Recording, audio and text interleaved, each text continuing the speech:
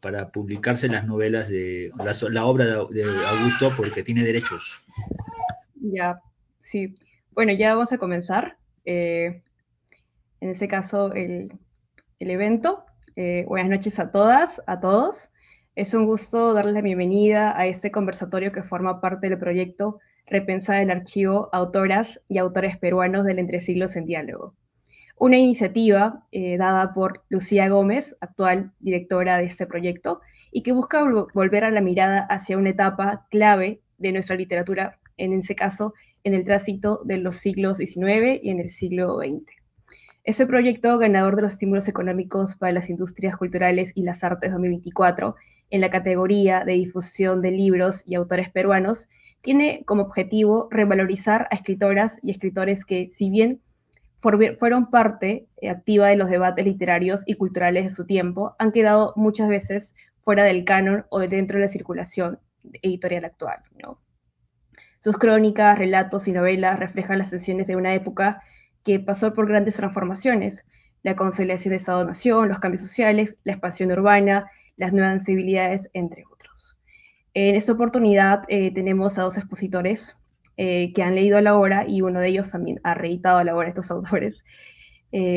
Por un lado tenemos a Román Rojas, que es bachiller en literatura peruana, en literatura por la Universidad Nacional Mayor de San Marcos, con el trabajo de investigación titulada El hombre de vidrio y la realidad, antecedentes de lo fantástico de la novela Licenciado Vidriera, de Miguel Cervantes Saavedra. Se desempeña como corrector de textos académicos, coordinador editorial y gestor de operaciones en Goetia, SAC. Su principal línea de investigación es la narrativa de terror en Latinoamérica, con lo cual ha sido ponente en eventos nacionales e internacionales y publicado artículos en la revista Brumal y Letras.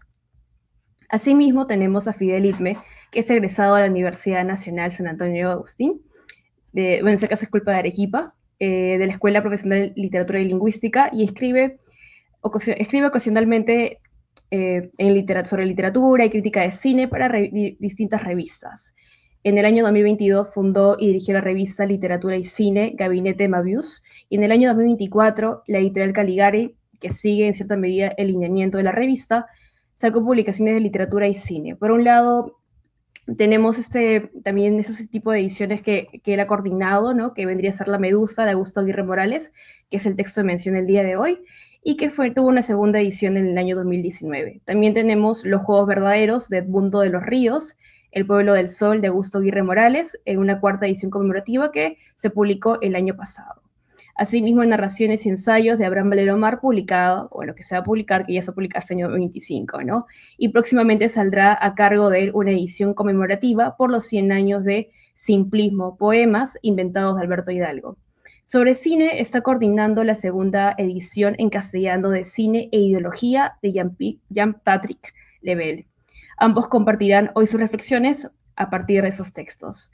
Bueno, para comenzar me gustaría que podamos enfocarnos cada uno por su lado, en este caso Román con lo que vendría a ser Almas Inquietas de José Antonio Román, y Fidel Itme con La Medusa. Me gustaría que puedan, en ese caso, hablarme un poco de lo que vendría a ser el modernismo y el contexto literario en estas obras, ¿no? Por ejemplo, ¿qué elementos ustedes han identificado en los textos, ¿no? Desde el lenguaje, en este caso la estructura narrativa, o la cuestión temática, ¿no? Y los recursos simbólicos que aparecen, y también si podrían hablarnos de una tradición, digamos, modernista peruana con estos textos, ¿no? Y por qué han estado lejos de lo que vendría a ser parte del canon, ¿no? Y la falta de mención también en las universidades de estos dos autores, ¿no? Tanto de Augusto Aguirre Morales y de lo que vendría a ser José Antonio Román.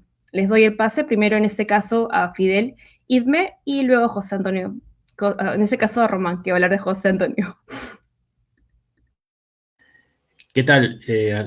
Muchas gracias por la invitación, por este espacio que brindan para la difusión de autores peruanos, bueno, que ustedes titularon de Entre Siglos. Bueno, en el caso bueno, de lo que voy a hablar yo, primero hay que tener en cuenta que Augusto Aguirre Morales no es precisamente de Entre Siglos, es, digamos, su obra madura se publicó en Lima, pero sí hay alguna, digamos que se puede observar alguna tradición que, si se puede hablar de esto, eh, aquí en Arequipa. Hablo desde Arequipa, estoy en Arequipa. Bueno, vivo en Arequipa. Lo digo porque, al menos en las regiones, no sé cómo será en otras regiones, pero en Arequipa, pues la investigación literaria sobre literaturas de comienzos del siglo XX, es muy escueta. No hay mucho, no se ha escrito mucho, no hay muchos trabajos sobre esto. Hay reseñas, hay estudios, bueno, no estudios, tratados someros. Entonces, como que la línea está avanzándose, ¿no? Y no sé, digamos, con certeza, hablar del primer periodo modernista de Augusto Aguirre Morales, ¿no? Bueno, quien habla ha seguido he leído, tengo el mayor número de textos de este autor. Bueno, soy uno de los pocos, bueno, no sé qué número tendré poder tener todos estos textos de Augusto Aguirre Morales, entre cuentos, ensayos, eh, justamente novelas, teatro, ¿no? Este autor fue un autor amplio, ¿no? Pues bien, entonces, primero hablando del autor, ¿no? La primera etapa, ¿no?, de Augusto, antes de que partiera a Lima en el año 1910-12, es un Augusto parcialmente diferente, ¿no? Y hay mucho por hablar de él, de su producción, en torno a la generación que también estuvo dándose acá, cultivándose, y que va a desembocar en la revista Aquelarre de 1916, de diciembre de 1916.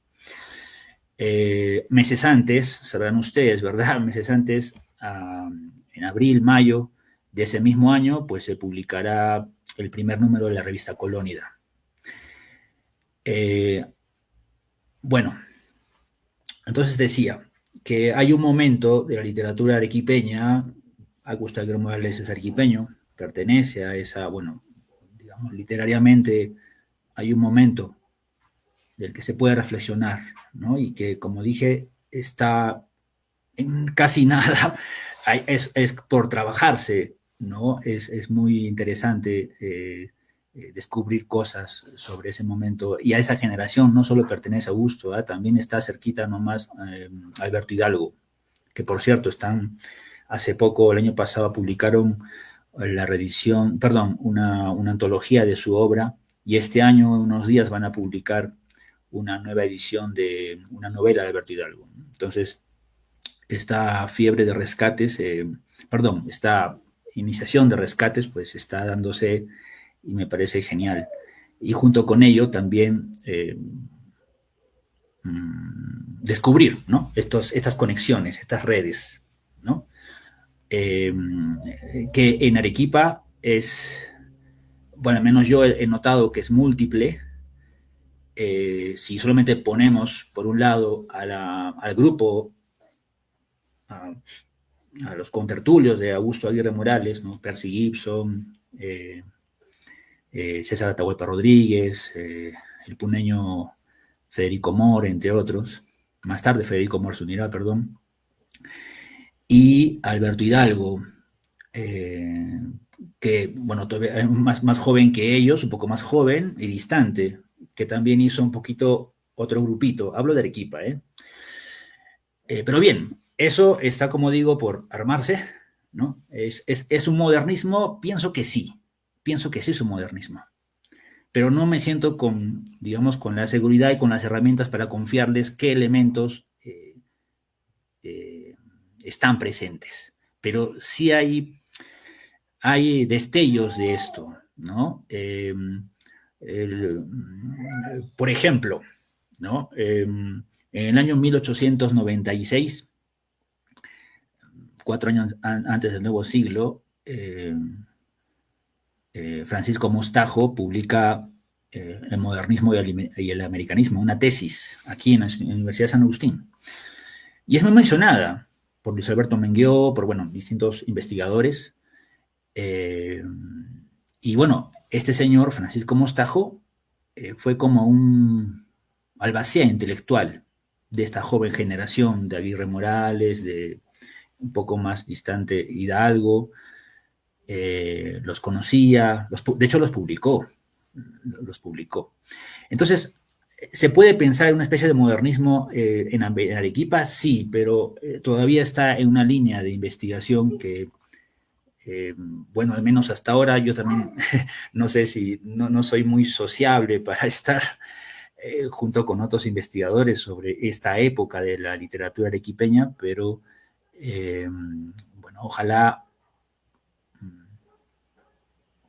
se sume más y pueda armarse algo, ¿no? A curiosearse esa red que anidó a comienzos del siglo XX en Arequipa eh, sobre esto que podemos llamar modernismo, ¿no? Los elementos generales del modernismo, pues sí pueden estar presentes, ¿no? Un florecimiento, una especie de floricura del lenguaje, ¿no? Eh, darle lugar a descripciones de manera, ¿no? Eh, fantástica, el trasvase con las artes, ¿no? O sea, tomar elementos de música, de la música, tomar elementos de la pintura, ¿no? Para hablar sobre alguna historia, ¿no? Están presentes, pero bueno, no faltaría hablar mucho más de esto, ¿no? A nivel de Arequipa, digo.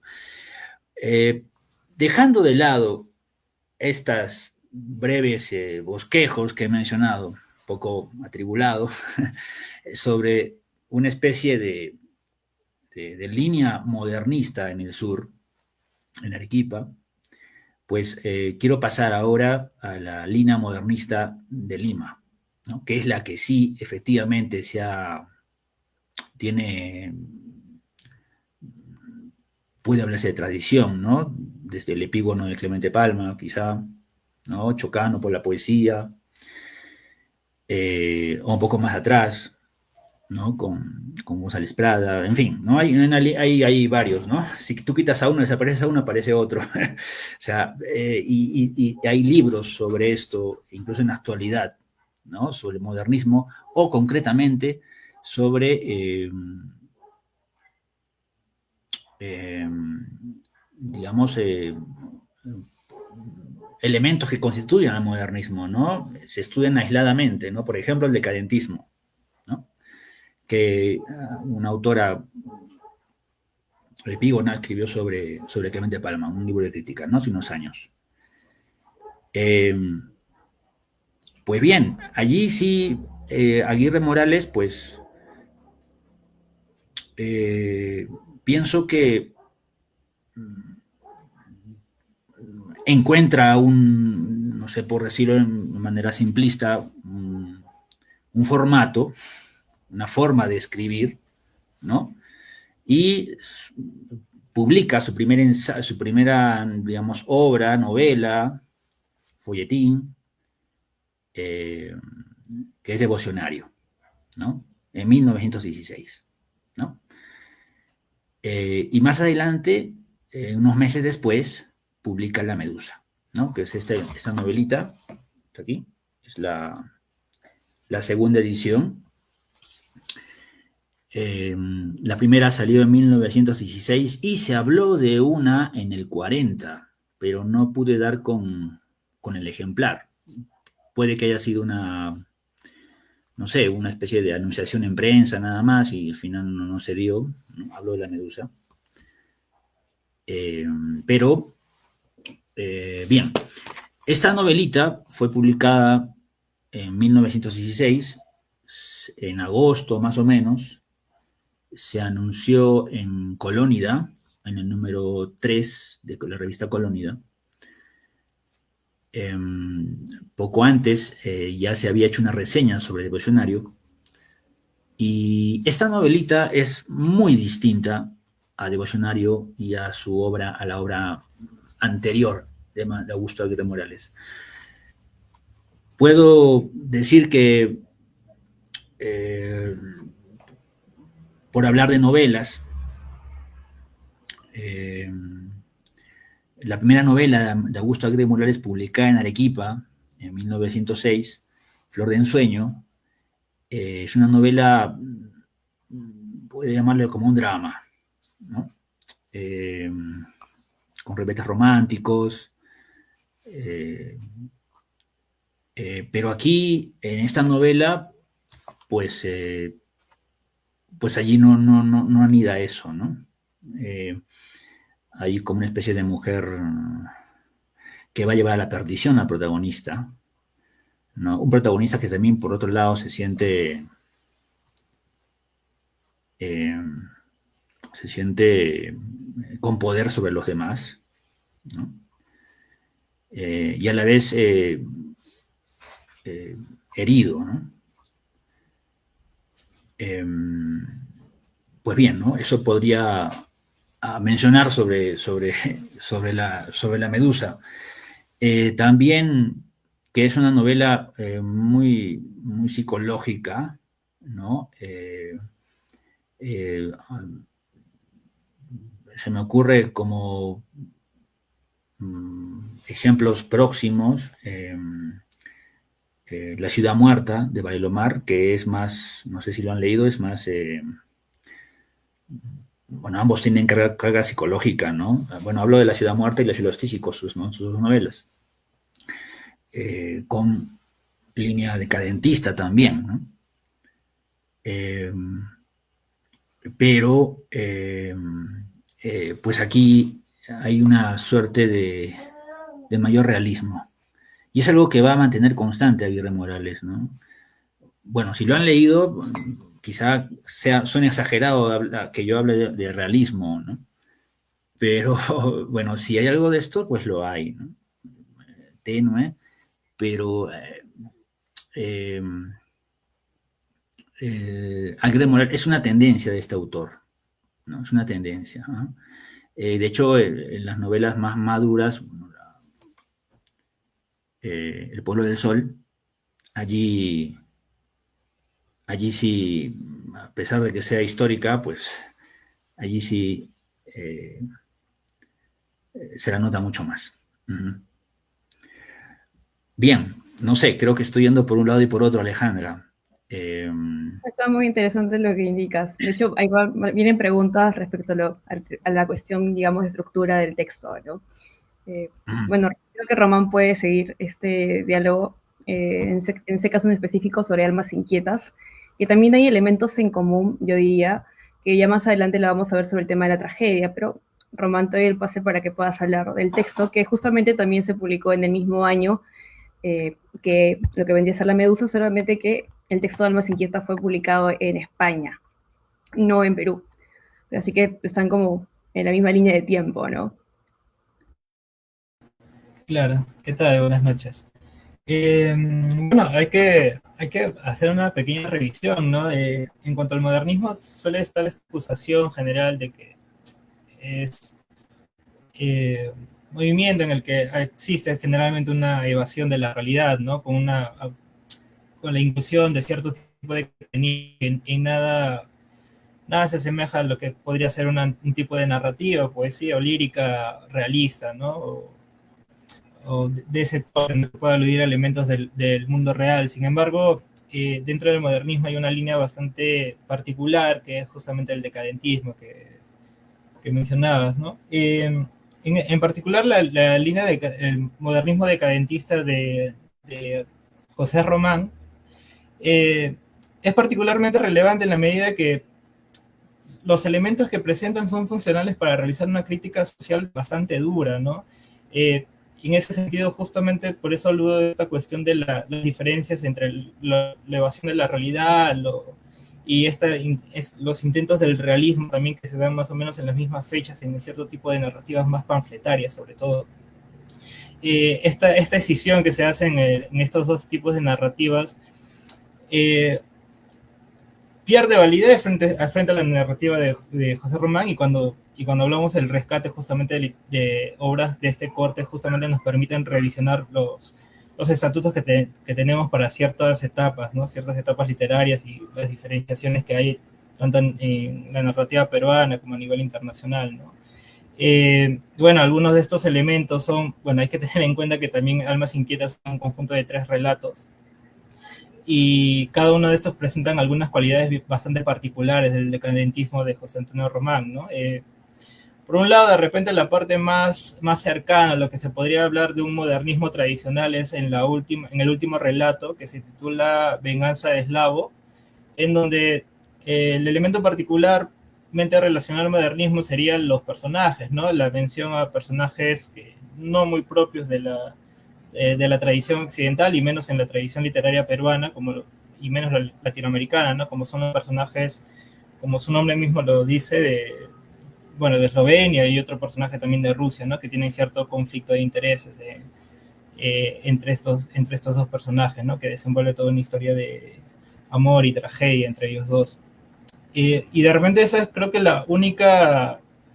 único punto en común que hay con el modernismo tradicionalmente entendido, ¿no? Todo lo demás ya alude a una cuestión mucho más decadentista, de crítica, en donde creo que se converge bastante la idea de una idea de cansancio, agotamiento o hastío hacia la realidad que viven, ¿no? Sobre todo a esta realidad bastante edulcorada y exaltada por el modernismo, que es la realidad aristocrática, donde el deseo o la búsqueda de los placeres parece haber agotado bastante ya en la narrativa de José Antonio Román, y alude a esta desde un punto bastante negativo, ¿no? Donde sus personajes constantemente buscan evitarla y evadirla a través de diferentes métodos, ¿no? Como lo puede ser en este relato titulado El Cuaderno Azul, que es justamente el diario de una mujer, curiosamente la voz de una mujer a partir de la narrativa de José Antonio Román,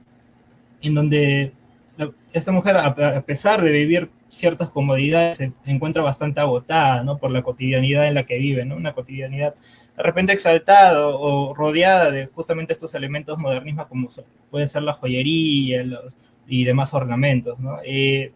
Por otra parte, en el relato Divagaciones de un escéptico, esta particularidad decadentista se ve en mayor medida, donde el narrador, igualmente mediante la fórmula de un diario, expresa su malestar, su hastío constante frente a los placeres que le brindaba la vida cotidiana dentro de Francia, ¿no? Con todas estas ideas de la fiesta, la exuberancia que se podría encontrar en este lugar, ¿no?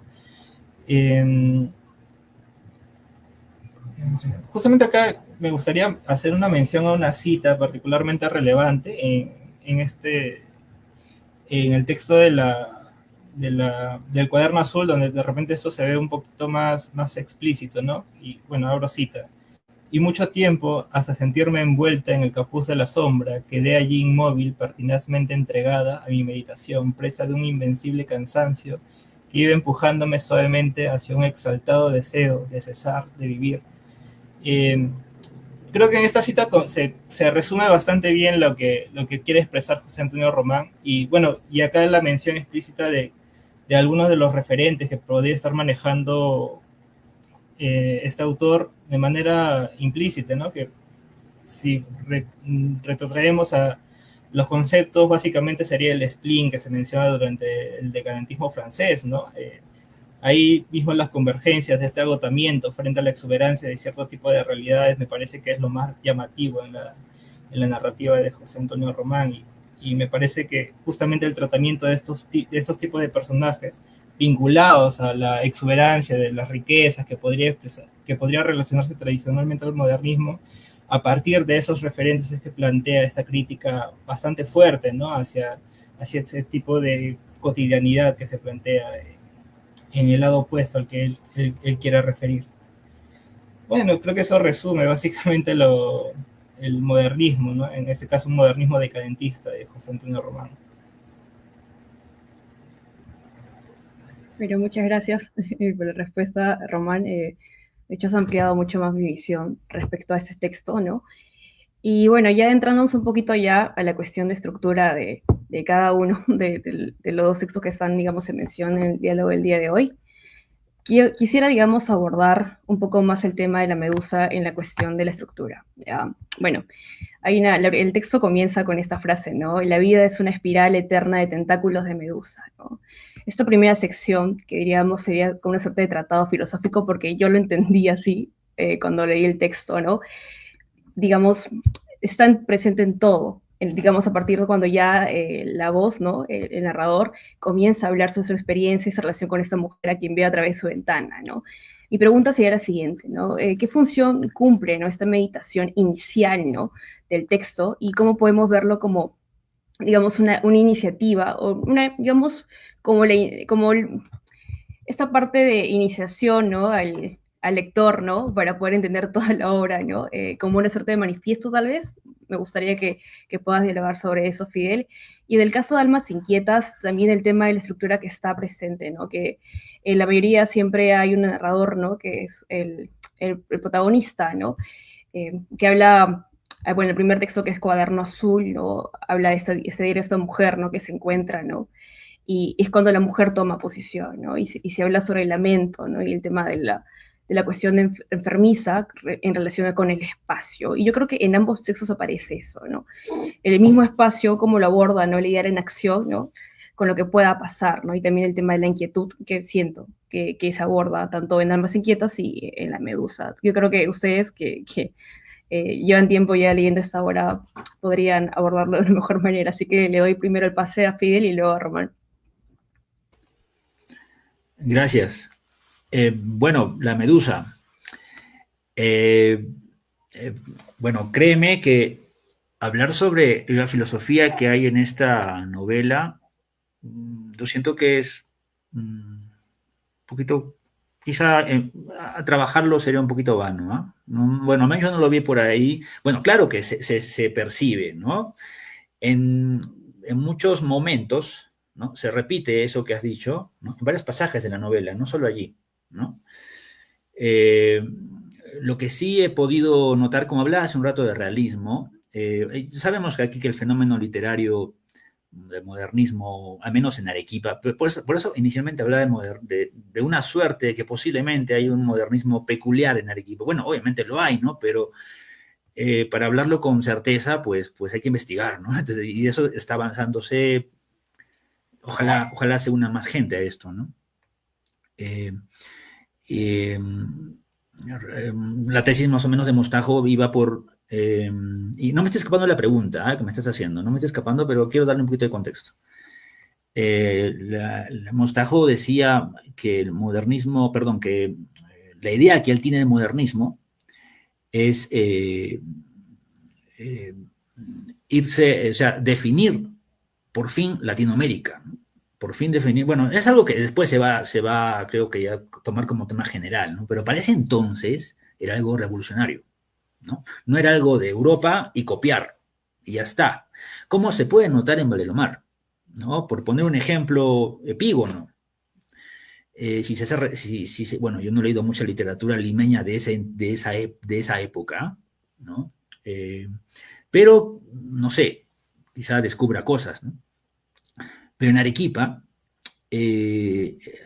lanzar una idea así, pues ayudó muchísimo, creo yo, justamente a definir un poquito desde, digamos, un protomodernismo a lo regional, lo peruano, que más adelante Aguirre Morales se lo tomará en serio, jugará todas sus cartas con Colónida. Porque luego de Colónida, porque como dije, en el mismo año que nace Colónida, pero Colónida es una especie de continuación del modernismo, pero desde otra esfera socioeconómica cultural, ¿no? Apostará por él y no sé por qué se alejará de Arequipa, se alejará de sus coterráneos literarios arequipeños, no de su formación en Arequipa, ¿no? Porque él publicará artículos de historia, hará investigación, publicará sobre personajes importantes aquí del siglo XIX, del siglo XVIII, XIX, arequipeños. Como también más o menos Valelomar, una que otra cosa hacía de manera similar, recuerden, ¿no? La Mariscala, por ejemplo, ¿no? Ajá. No se puede pensar a Aguirre Morales sin Valelomar. De hecho, es el que si Valelomar hubiese muerto en el 2016, en 1916, pues Aguirre Morales creo que por derecho literario asumía ese lugar, ¿no? Era el segundo, sin duda.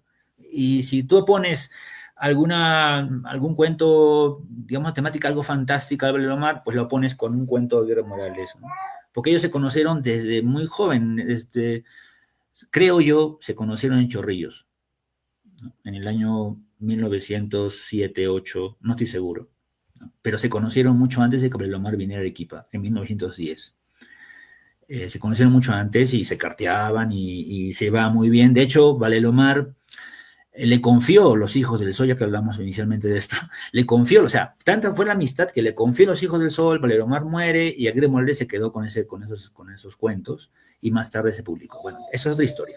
Pero a lo que voy es que pienso yo que ese aprendizaje que tuvo literario arequipeño, protomodernista, pues lo llevará continuamente hasta su obra maestra, que es El pueblo del sol.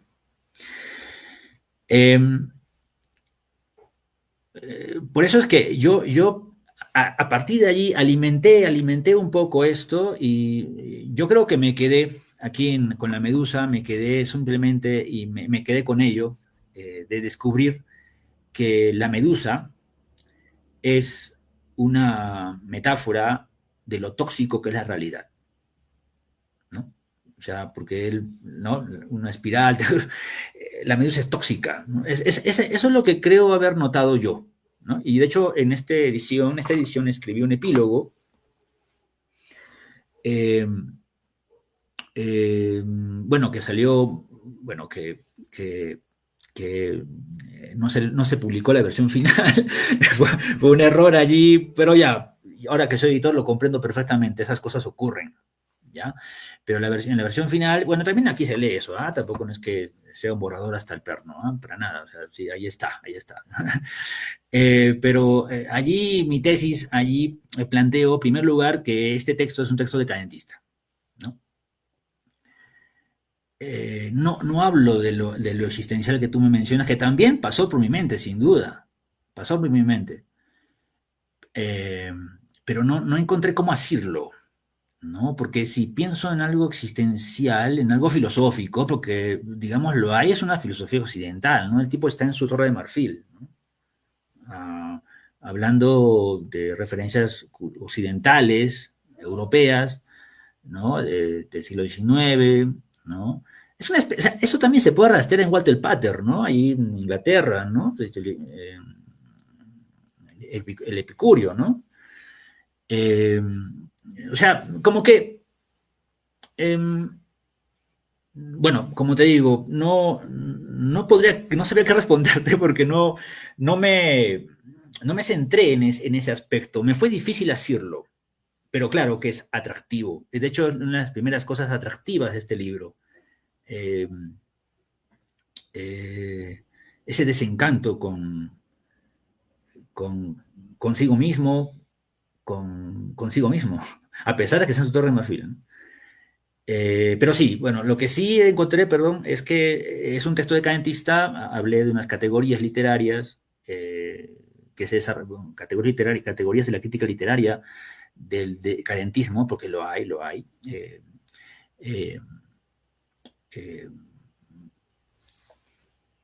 A partir de allí trabajé y bueno, más o menos como que los ubiqué ahí, ¿no? Pam, ¿no?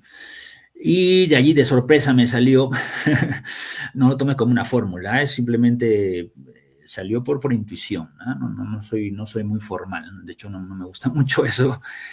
Si fuera formal estaría ya con, no sé si con doctorados y todas esas cosas, pero no. Pero me gusta leer, este libro es fabuloso, es genial, me gusta, di con él por casualidad, ¿no? Y me atrapó, como creo que ha atrapado a algunos. Después de que se publicó, tuvo un recorrido, bueno, o sea, lindo, porque después del 2020, en plena pandemia, hicieron un congreso en la PUC sobre decadentismo. Meses antes se presentó esta novela en la PUC, ¿no? Y estábamos, creo que en una onda también donde todo quería estallar, ¿no? Como pasa aquí. Entonces, como que, no sé, una fiebre bien curiosa.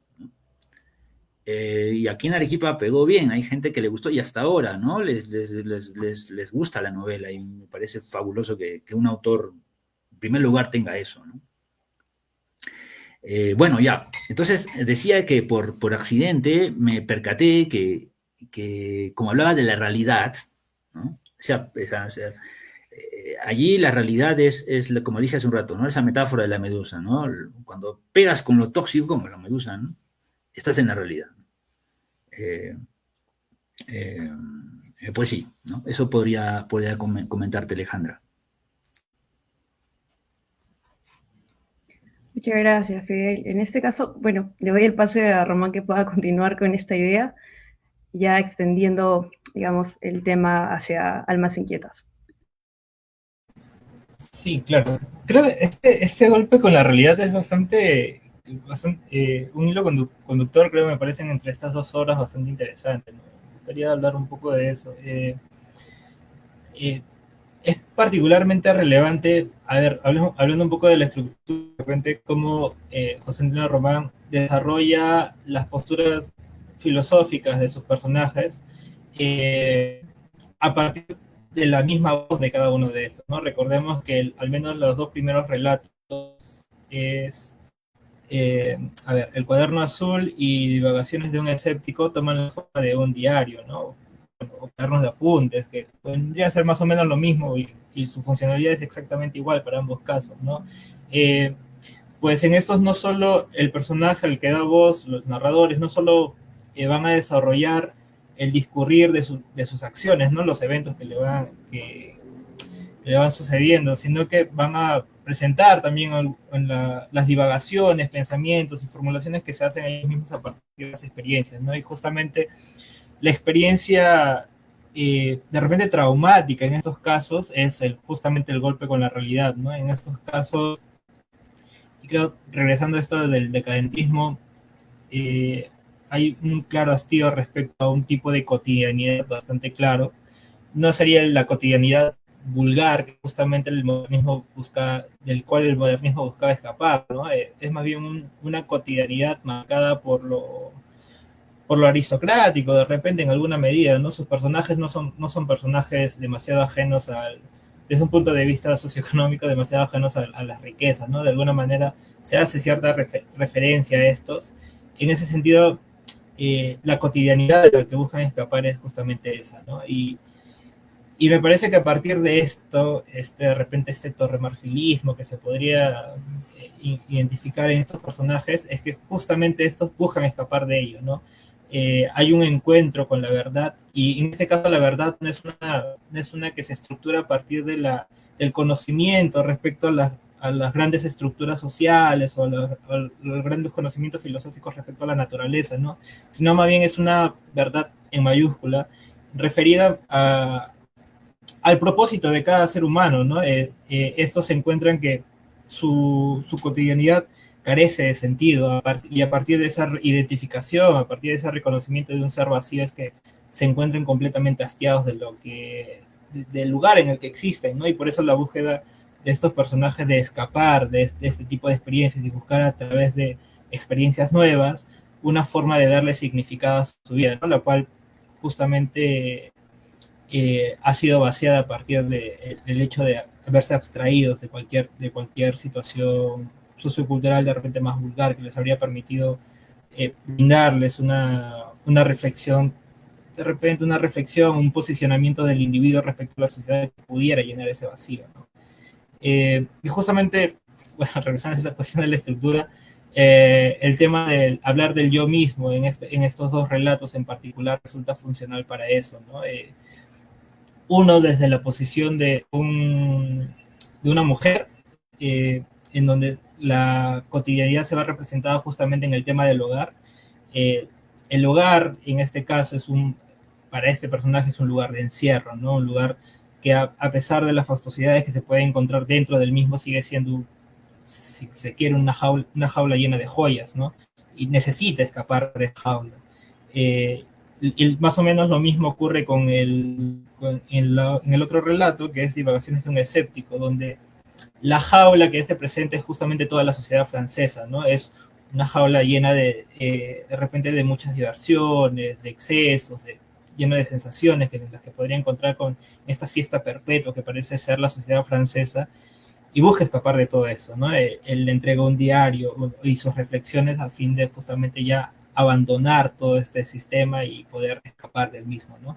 Y ahora, retornando nuevamente, ¿no? Es particular la presencia de la venganza de Eslavo, porque no sigue la estructura que marcan las dos primeras, es una narración en tercera persona bastante más común en este caso, pero más o menos la temática va en razón de lo mismo, ¿no? Este es visto desde tercera persona, y más o menos el tema del relato inicial, ¿no? El cansancio y el agotamiento que podría presentar una mujer dentro del encierro de una misma relación, ¿no? La monotonía que podría encontrarse dentro de estas relaciones de repente monógamas y apresuradas ante el primer encuentro o el llamado del primer amor, ¿no?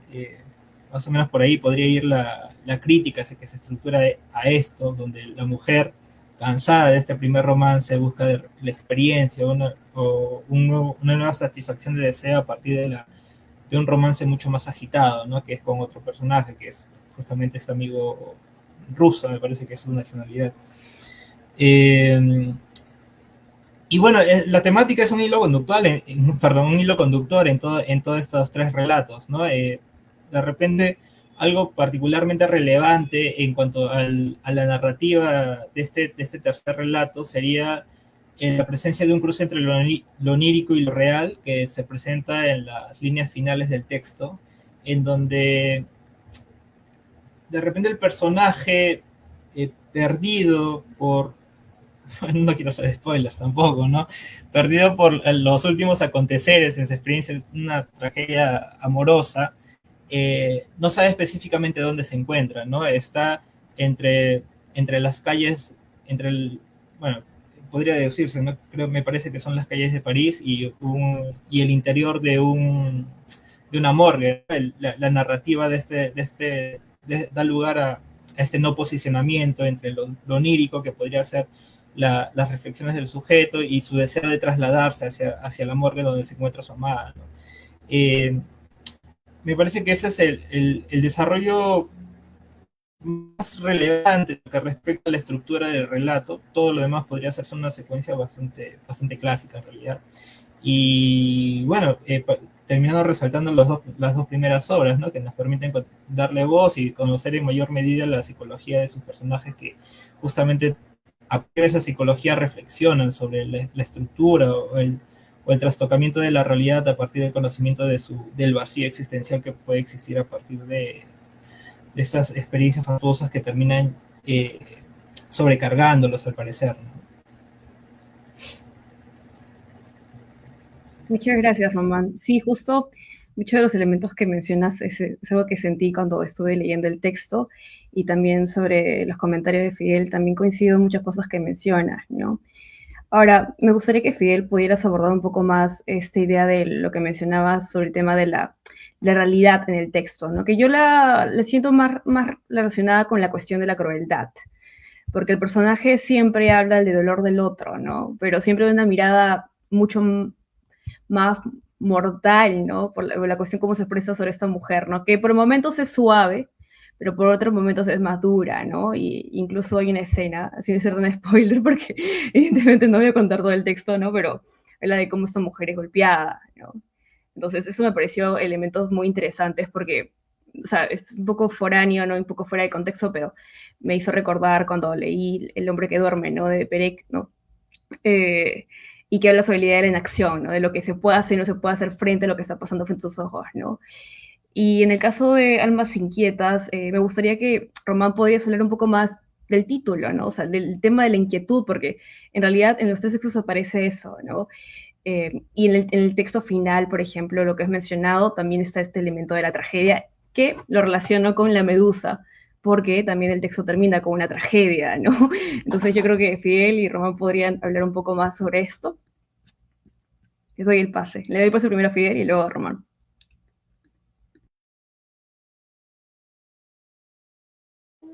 Ya. Bueno, me mencionas sobre que hable un poco más sobre la... ¿me repitas, por favor? Se me fue un poco la línea. Sí, sí, bueno, sobre lo que vendría a ser, bueno, primero, esta idea de lo que mencionabas, que es el tema de la realidad como tal, dentro del texto, ¿no?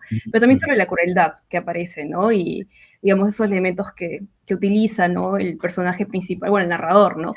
Para expresarse sobre esta mujer, ¿no? Como te comenté, hay partes del texto que habla sobre esa mujer y cómo es golpeada, ¿no? Y que la relaciones con la idea de la tragedia, ¿no? Porque el texto termina con una tragedia.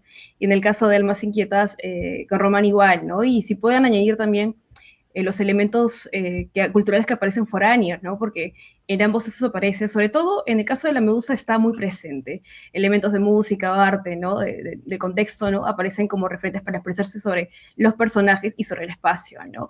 Y en el caso de que bueno, antes de ir a eso, que va con lo que mencionaba Fidel sobre Valdelomar, ¿no? Que estos elementos que están muy presentes, ¿no? Y también muy denuncianos.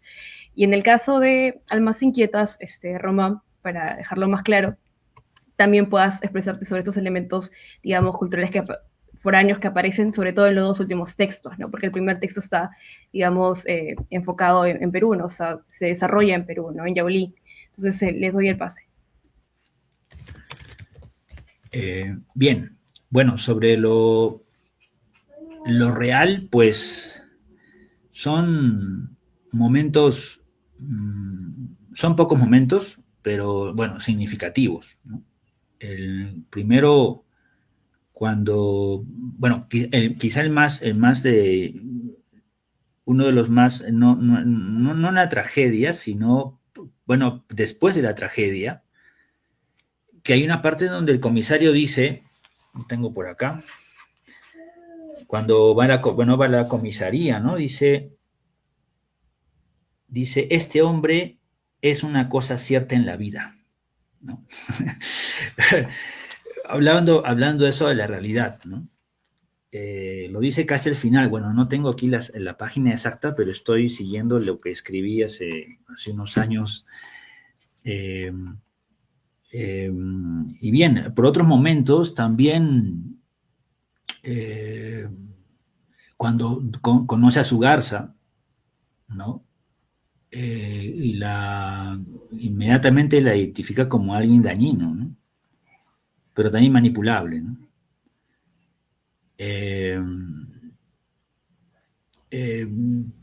Bueno, y creo que en esos dos o un par más, ¿no? O sea, no, pero son los más significativos en el sentido de que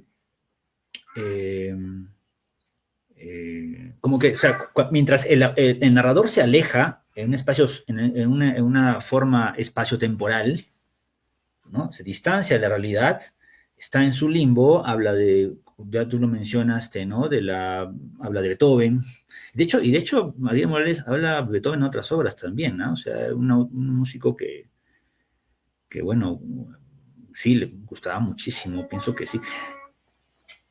De hecho, hay una carta que descubrí hace poco, no cuando investigué sobre esto, hace poco nada más, investigando sobre el pueblo del sol, donde él se hace traer unas artilugios de música de Alemania, ¿no? O sea, y su habitación de Augusto, porque hay fotografías, es una habitación decadentista, modernista, ahí tiene sus esculturas, sus cosas así, sí, es bien curioso, ¿no? O sea, Y estoy hablando del año 1920, 22, era joven todavía, bueno, no tan joven, ¿no? 35 años tal vez, 33 años, por allí, ¿no? A pesar que ya estaba en otra época, ya en ese entonces él escribió la justicia de Buena Capa, que es otra forma del modernismo.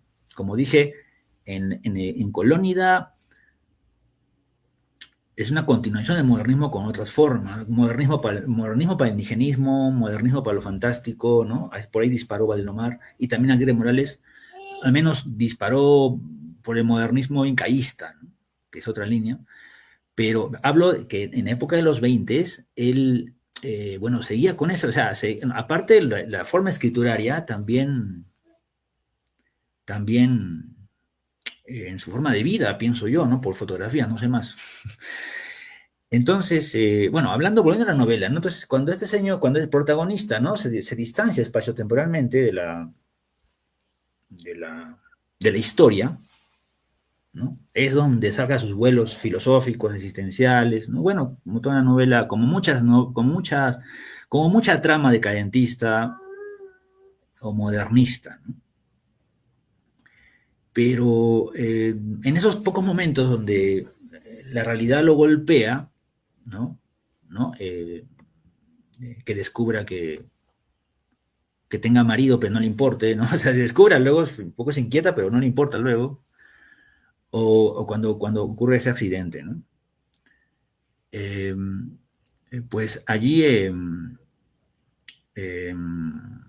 bueno, son esos momentos, ¿no? Que no sé cómo llamarlos. No pude, como te mencioné en primer momento, no buceé en esa filosofía de la novela, que es lo más atractivo en primera lectura. Lo que sí hice fue, digamos,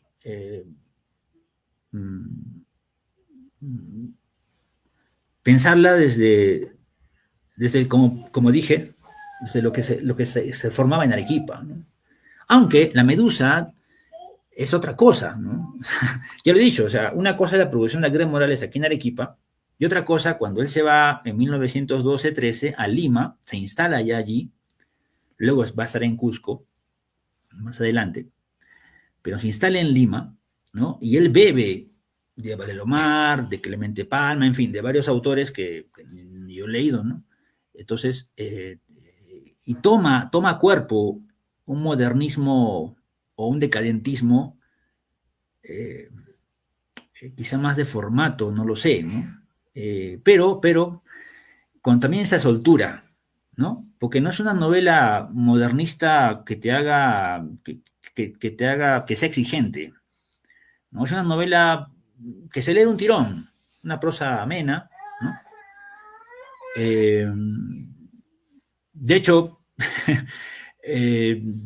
a Mariátegui le gustaba más de las obras modernistas publicadas hasta 1916, por la que tenía mucha simpatía, admiraba a Augusto, era por esta novela, ¿no? De los modernistas, ¿no? Del periodo modernista, ¿no? Entonces, Mariátegui, pues, que mencione algo así, pues creo que ya dice mucho de cómo caló para esa época, para 1916, la novela, ¿no?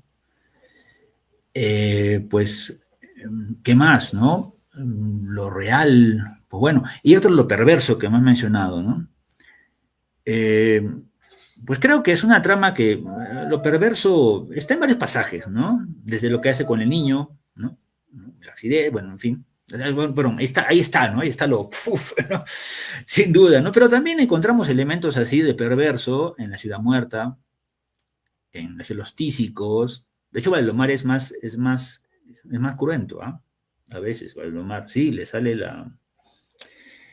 Aguirre Morales va a ser luego cruento, bueno, como cruento, Valdelomar en un halo fantástico también, ¿no? Pero Aguirre será seco, ¿no? Y en Medusa se percibe algo de eso. Y bueno, más adelante en El Pueblo del Sol, en Justicia de Buena Capa, que repito, son variantes del modernismo, ¿no? combinados con una dosis de realismo, en fin, pero hay elementos modernistas.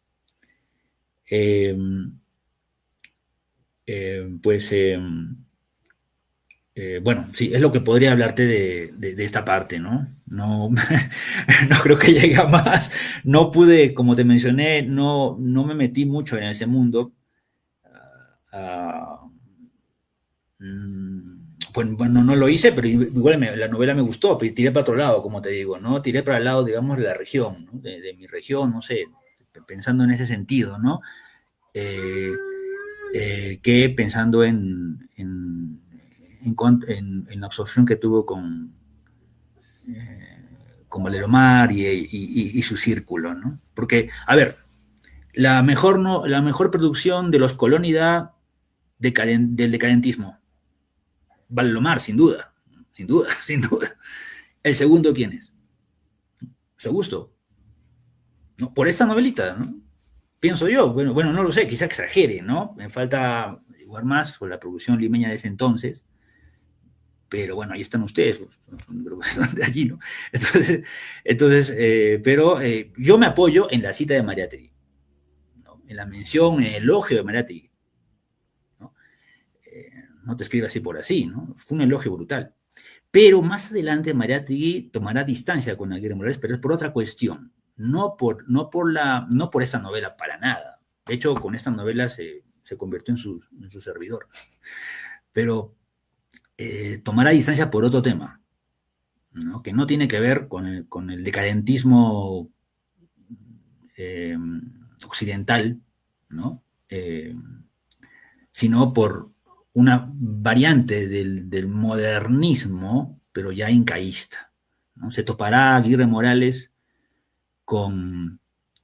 atacará a los amautas, porque ya estamos hablando de la generación de los 20, ya estamos hablando de los años 20, ¿no? Atacará a los amautas, a Mariátegui y a su grupo, a Valcárcel, ahí en Cusco, en fin, los atacará porque consideraban al mundo, a la civilización de los incas como personalidades bonachonas, paternalistas, en fin, ¿no? Ahí los atacará, ¿no? Ahí de hecho hay todo un tema que, en fin, eso es otra, pero viene de allí también, viene de atrás.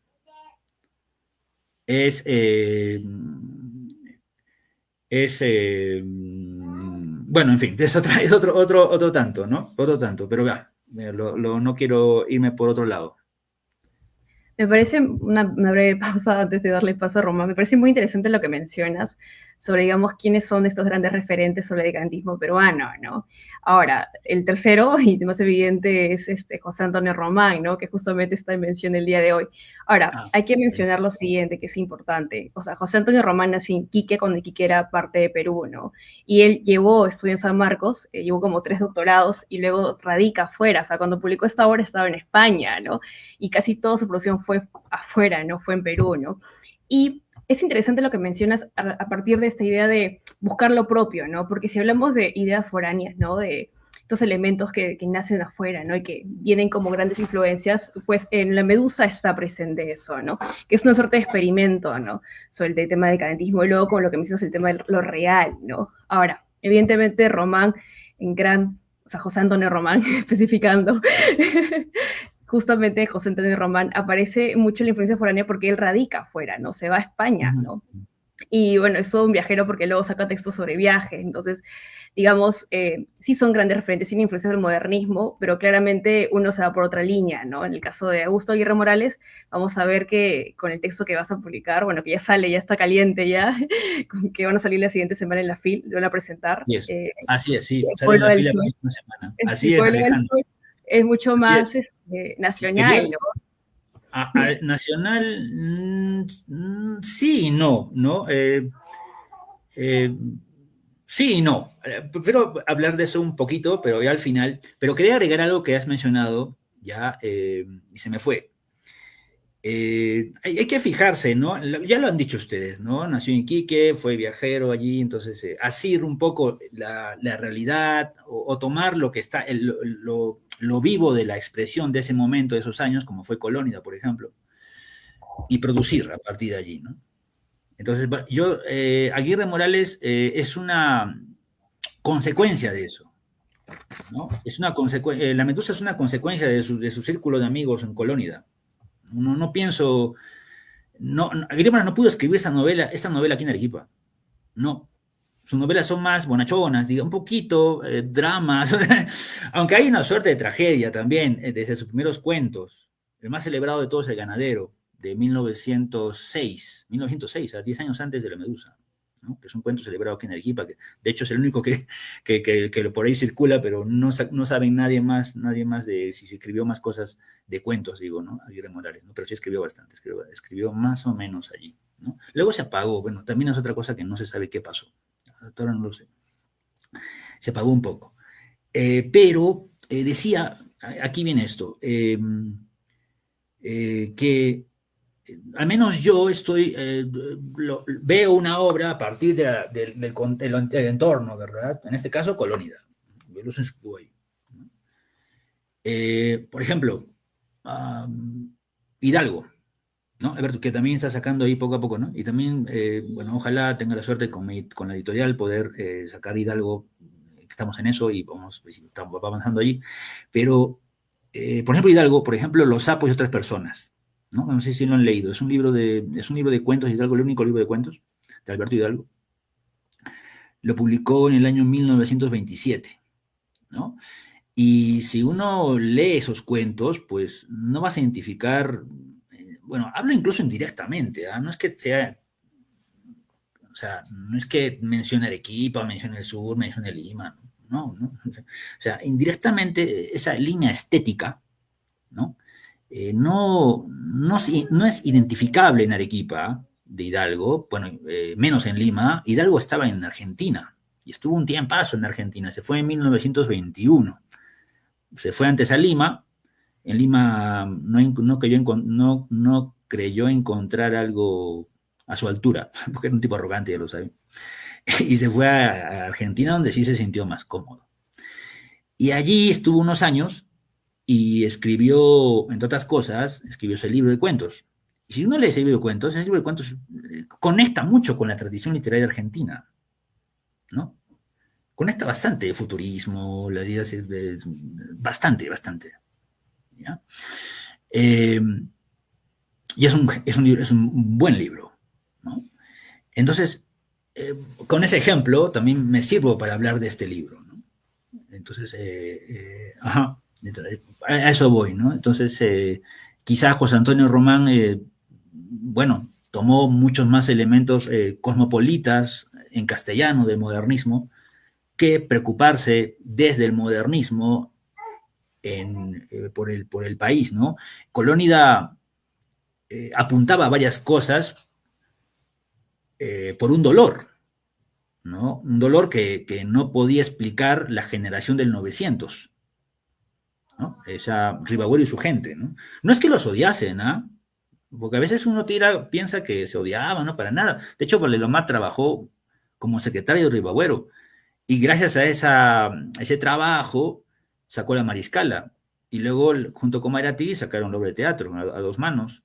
Y luego también cuando estuve en Italia, por ejemplo, le dio cobijo, Ribagüero, o sea, era una especie de respeto, amistad quizás no mucho, pero a respeto sí, respeto sobre todo para Valdelomar, porque bueno, era una eminencia, Ribagüero. Pero ellos, bueno, como grupo Colónida, como grupo provinciano, porque la mayoría fue provinciano y después fueron de provincia del sur, perdón, fueron del sur a un gran grueso de Colónida.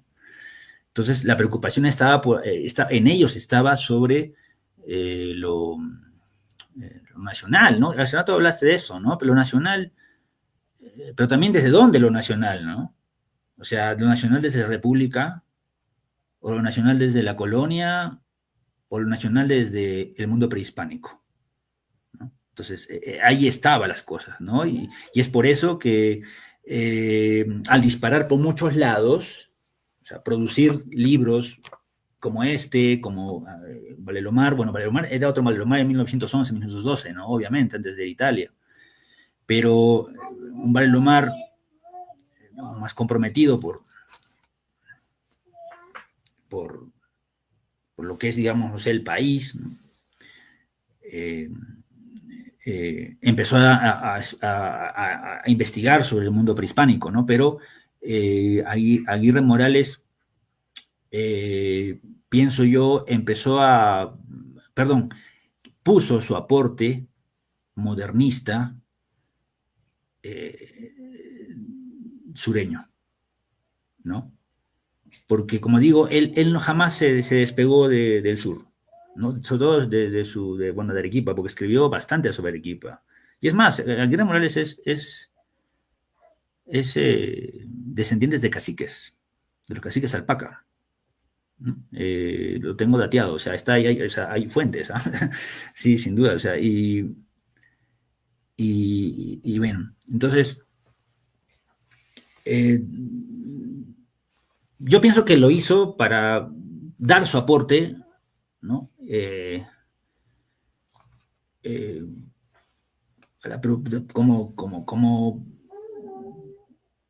Como producción colónida, ¿no? No lo imagino, es que no lo imagino a Aguirre Morales escribir esto desde, no sé, el corazón, no sé, desde la intuición neta, ¿no? Sino, en fin, ¿no? Lo noto con otros lados más, ¿no? Va por allí, ¿no? La tendencia que yo capté en ese entonces y creo que todavía mantengo, aunque creo que hay unos cambios igual, pero lo noto por allí. Como ya dije hace un momento, y también se menciona aquí en Arequipa, ya que está un poquito la onda aquí de Morales un poco más arriba, se conoce un poco más y está súper bien. Sin duda es el que le sigue a Valelomar, ¿no? Y lo digo por calidad literaria. No solamente hablo de que eso lo escribió y ya, ¿no? Para nada, ¿no? Es por calidad literaria, ¿no? Pues sí.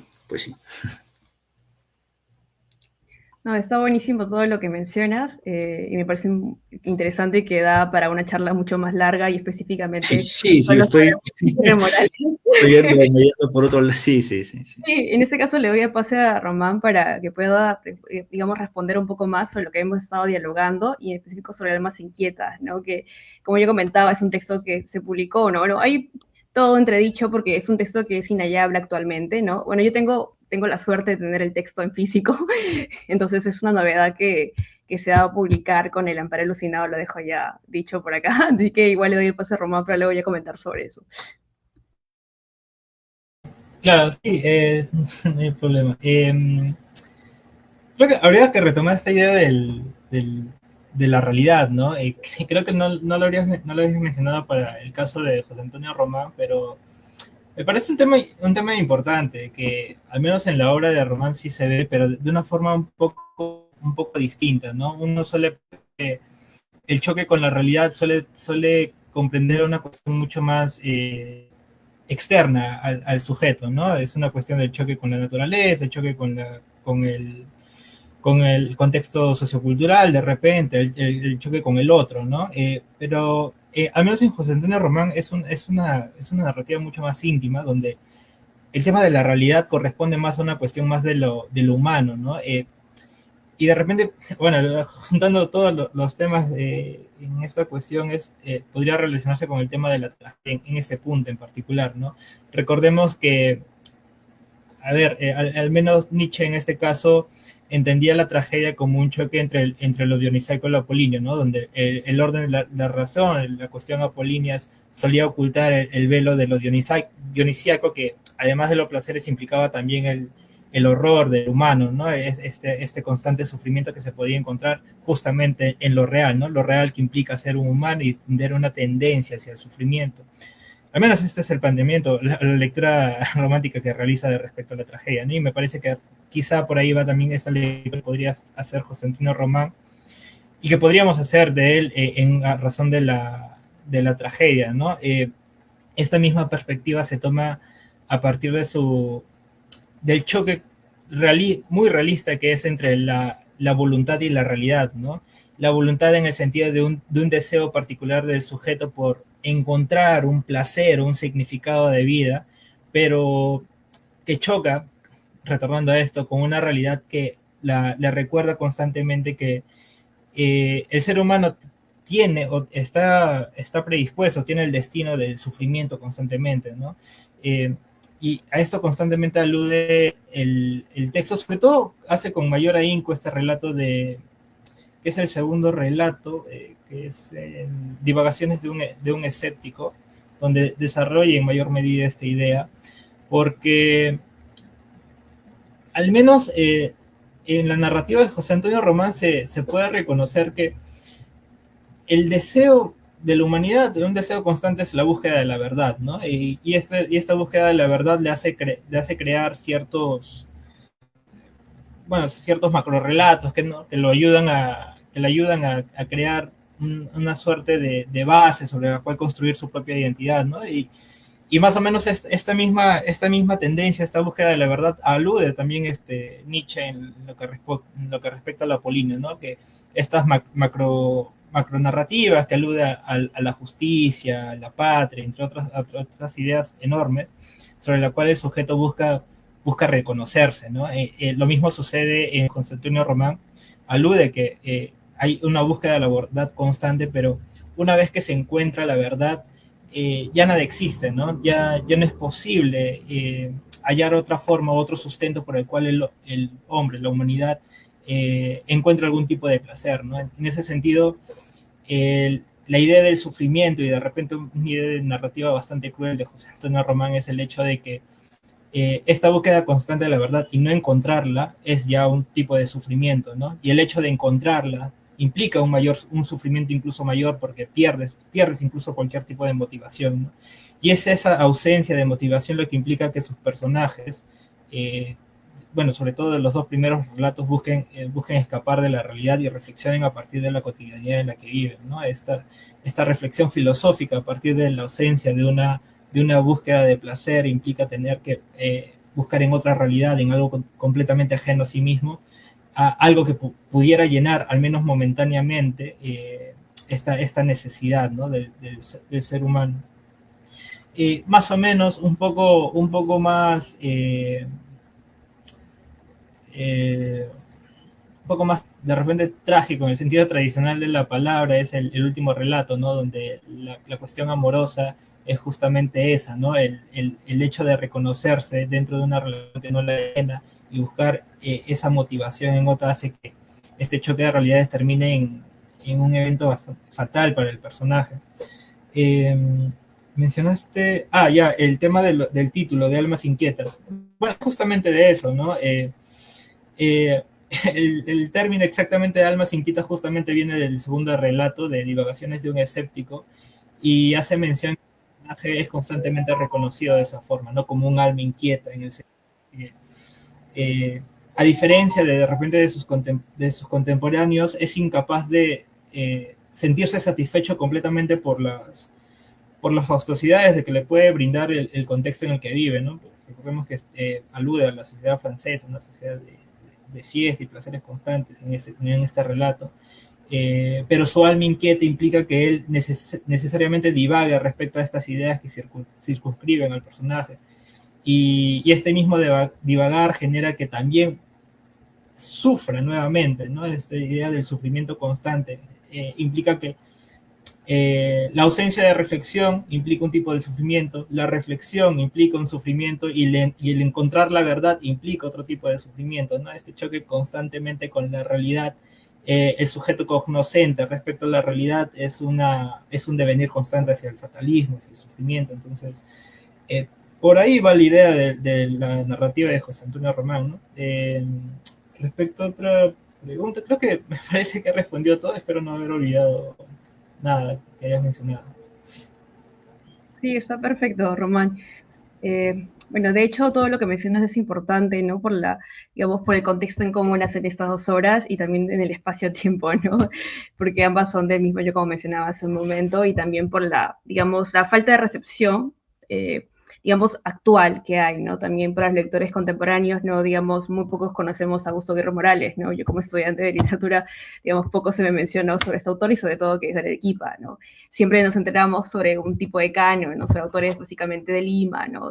Que cumplen ciertos requisitos, pero obviamos otras figuras que han sido importantes en su momento y sobre todo que tienen relación con otros grandes autores, ¿no? Como el de Lomar, que de hecho es de ley, digamos, autor que siempre se lee en los colegios o en las universidades, ¿no? Sobre todo en la carrera de literatura.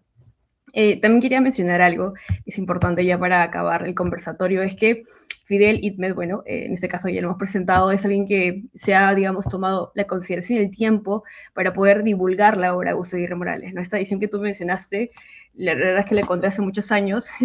¡Wow! ¡Qué lindo! Que lo ¡Qué tengo. hermoso que lo tengas! ¡Wow! Y ¡Qué es lindo! ¡Wow! ¡Qué lindo! ¡Qué lindo! ¡Qué lindo que haga un recorrido! Que haga un recorrido así es. ¡Wow! Es lo sí, más, en fin. Sí, por una... Sorry, te estoy cortando. Dale. no te preocupes. Ah, ya, okay, prosigo. Sí, bueno, es importante porque justo el segundo texto que vas a sacar, que es El Pueblo del Sol, ¿no? Y la siguiente semana se presenta en la FIL, también es importante mencionarlo en ese conversatorio, porque si comenzamos con esto, que es, digamos, una parte inicial de Augusto Aguirre Morales, hay que continuar, ¿no? La línea narrativa de él, ¿no? Y sobre todo con El Pueblo del Sol, ¿no? Igual con José Antonio Román, que se está haciendo pequeñas iniciativas, ¿no? El año pasado salieron 2 publicaciones de hojas de mi álbum, ¿no?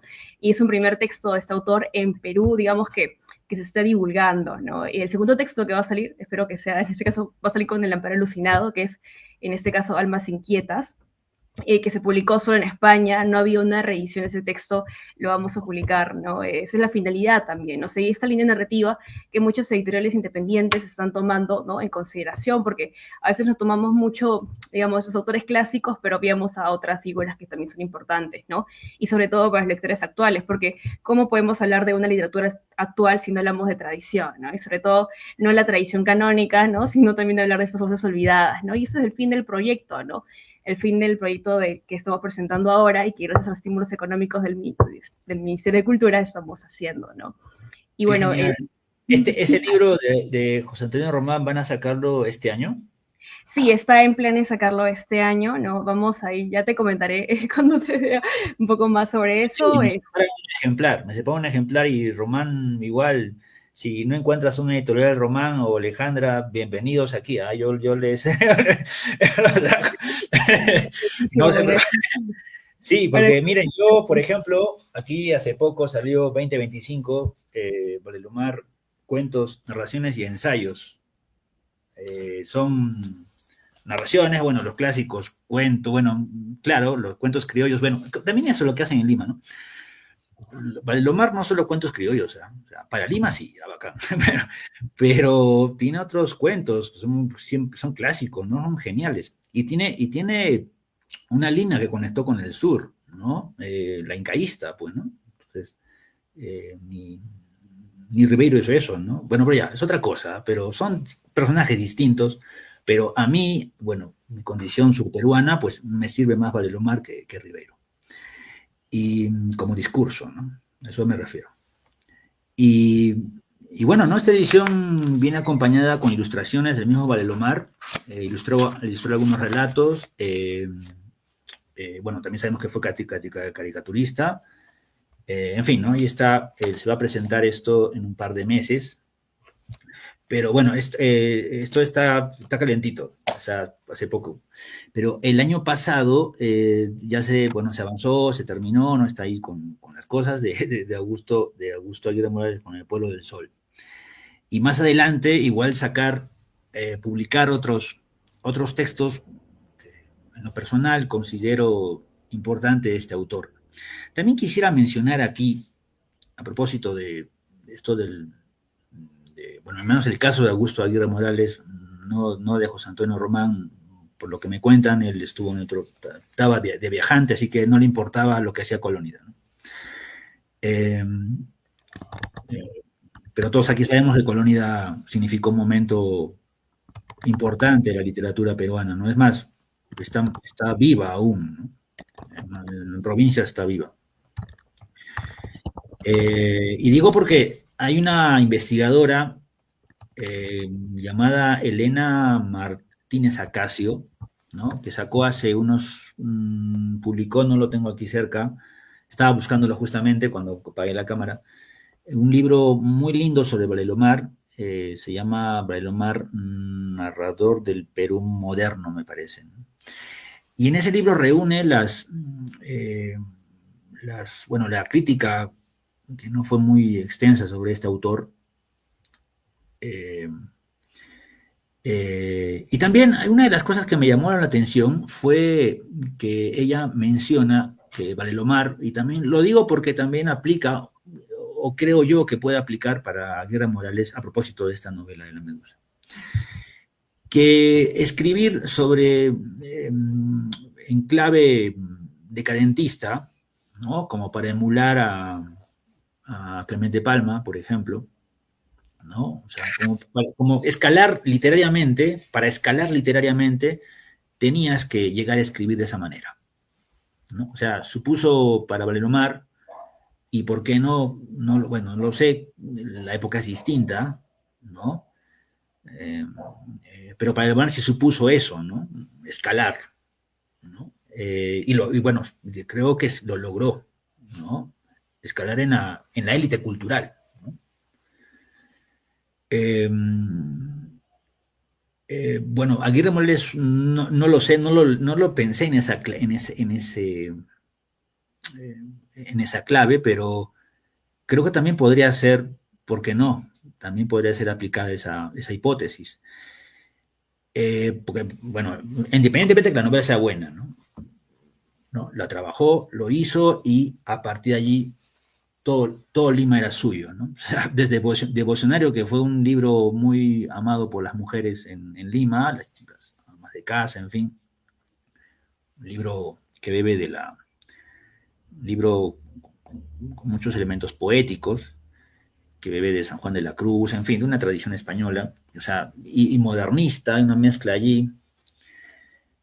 Y bueno, este libro un poquito, para esa época, un poquito maldito tampoco no, ¿eh? Porque ya Clemente Palma hizo cosas geniales, en fin, por aquí y por allá, entonces simplemente era, ¿no? Pongo mi carta de, yo también puedo hacer esas cosas, dijo Aguirre Morales, ¿no? Pienso yo, ¿no? Y lo hizo y lo logró, ¿no? Hizo una buena novela. Y es muy importante lo que menciona, sobre todo, ¿no? La labor de él y también la labor tuya como editor, ¿no? Sobre todo para poder rescatar sus textos en esta época que es tan importante, ¿no? Y también, bueno, agradecerte por participar en este conversatorio, ¿no? Y también a Román por estar presente, ¿no? Y por leer La hora Almas Inquietas, que también es algo que le interesa mucho. Y bueno, sigamos en esta ruta, ¿no? En la ruta de seguir, digamos, publicando estos textos. Román, capaz, ¿quieres decir algo para finalizar? No, bueno, en realidad solo me queda agradecer por la invitación, y ha sido un gran placer escuchar sobre todo a Fidel, la larga exposición que tiene, sobre todo por la experiencia tan reciente, ¿no? De estar reeditando a este gran autor. Y lo mismo contigo, Alejandra. Estaré a la expectativa de la publicación de Almas Inquietas, una gran obra. Espero poder estar presente igual mismo, tanto con la Fidel como estoy Alejandra, estar presente en la publicación y la presentación del libro, ¿no?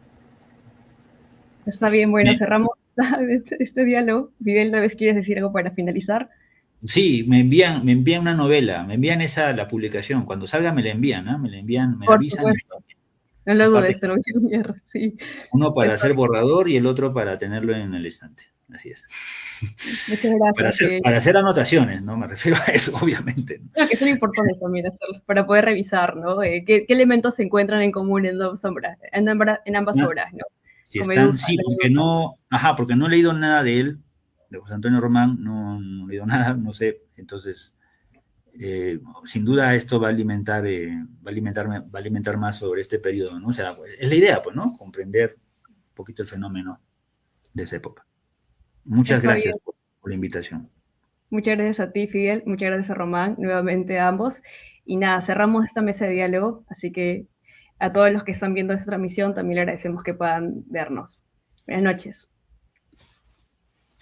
Buenas noches.